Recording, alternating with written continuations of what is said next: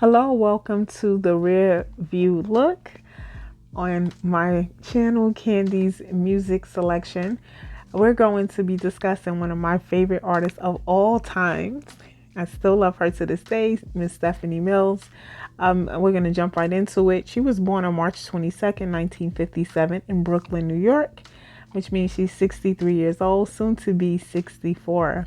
She's the youngest of her 5 siblings, and her father was a Joseph, who was a New York City employee, her mother Christine, a hairdresser.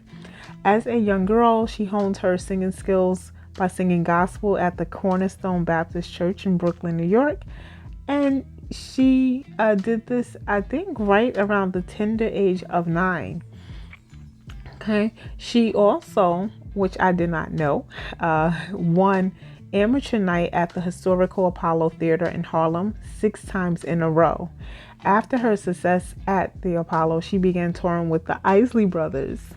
Who knew? In 1974, she landed the lead role as Dorothy in The Wiz, the all-black version of The Wonderful Wizard of Oz. She was in the role for approximately 5 years. They played The Wiz at Carnegie Hall, the Metropolitan Opera House, and Madison Square Garden. This is where she met and became friends with Michael Jackson as well while she was doing the play The Wiz.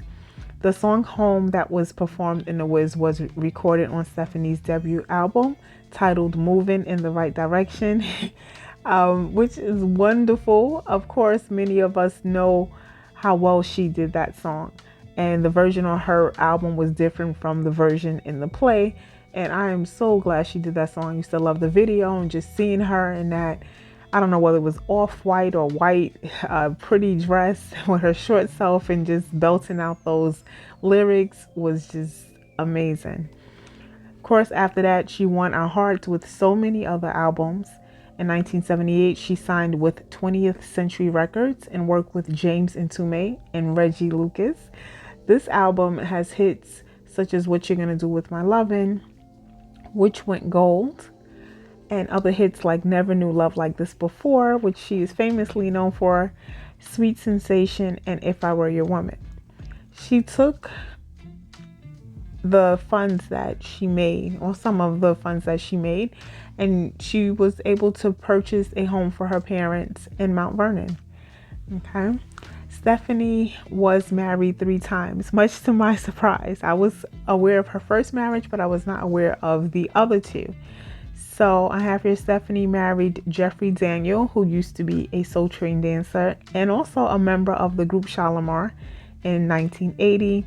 It is rumored that it was a tumultuous relationship that didn't last for long. Some reports state the marriage was annulled, and in other reports it states that they were married for 3 years. From what I've read and just all the talk, you would think that, yeah, the 3 years probably sounds right. Had to be some type of longevity there for all of this to be going on, all the rumors anyway. She did give him credit for making her feel comfortable with her height. She was very insecure about her height, and he would tell her things to make her feel like she was fine, that he didn't have a problem with her height. They never had any kids together. In an interview or an excerpt from iloveoldschoolmusic.com, Stephanie said, "I didn't have a baby for my husband. God knows I tried, but it's something that just never happened. He wanted a son, and I'd still like to have it for him," Mills told the publication. When asked if having a baby for Daniel would have saved their marriage, Mills replied, "Probably. I think it might help." Well, we know, and I'm sure she knows now, that that would not have made the marriage work. She did move on to a second marriage to Dino Meminger. I looked him up, and it shows that his profession was that he was an actor, known for work on The Tomorrow Man from 1996, Profiler from 1996, and Brimstone from 1998.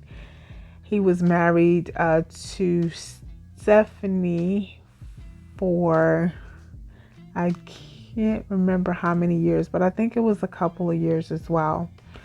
Now, the third marriage was to Michael Saunders, 1993 to 2001. And I can't find any information. Oh, wait, let me go back a minute. So she was married to Dino Meminger. I do have it here from 1989 to 1991. And then it says the third marriage was to Michael Saunders, 1993 to 2001.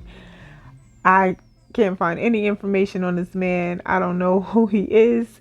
So, I will say she kept these marriages pretty private, and I respect her for that. This is why I like her. She's not in a lot of mess, okay? So she did keep her relationships private, and I don't have a problem with that. In an interview with blackdoctor.org, Stephanie was talking about her son. Now, Stephanie has a son. She has one child. His name is Farad Mills. He was born in February 2001.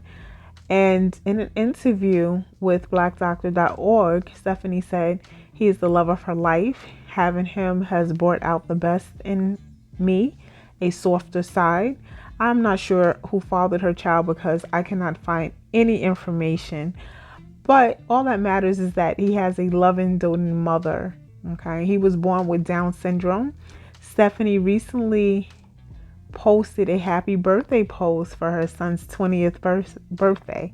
You can follow her on Instagram and you'll see the post that she posted there of her son, which was beautiful, and a lot of people sent love his way, which was really nice. Stephanie and Farad now reside in North Carolina. She plans on writing a children's book, if she hasn't already, and starting a clothing line for petites. Now at the height of 4 feet 11 inches, admits it's hard to find clothing that she really likes. So I can imagine petites have problems just like the rest of us, right?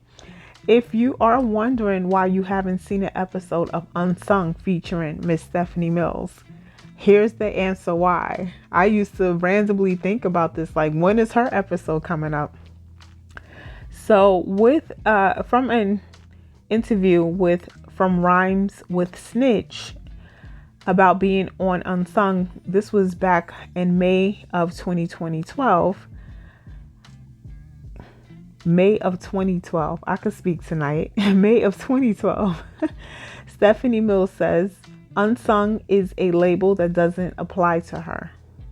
Stephanie Mills says Unsung's producers have been begging her to let them profile her, but she keeps refusing, telling Huffington Post, "I don't like that show. They have approached me quite a few times, but I won't do that show. I've always been very private. And at 55, which was her age back then when she did this interview, I don't want to open up my life to that. They've done Angela Winbush, and they even wanted me to say something about her on that show. And I love Angela. We're sisters. But I had to tell her, I don't want to do that. I'm not that girl. I don't want to get on these shows and open my life up. I don't think it's anyone's business. Let me sing. Let me do my concerts. Let me do music. I don't feel unsung. I feel like I've had a wonderful career. I've done wonderful things and met some wonderful different people. So I don't feel like I'm unsung at all. They even called my agent and tried to offer me some kind of tour if I did the show. And I was like, I can't do it. It goes against everything that I believe in." So I say that to say it's wonderful that she doesn't feel unsung. I feel that she's still underrated, but it's what she feels that really matters. I don't think she gets enough credit for the footprint that she has put into the industry, but she is wonderful. I love her music. I still listen to her music, and I wish her all the best with whatever else she decides to do with her life. It's showing here that if you see posts by her, she's a loving mother, and I know it cannot be easy being a single parent with a child with Down syndrome. If you're a celebrity or not, doesn't matter. But of course, she is doing it with all her might, as you can see, as you go and review some of her social media. And I wish them all the best that life can offer. Thank you for watching. And make sure you like, share, and subscribe, because I will be featuring other artists on this channel. Thank you.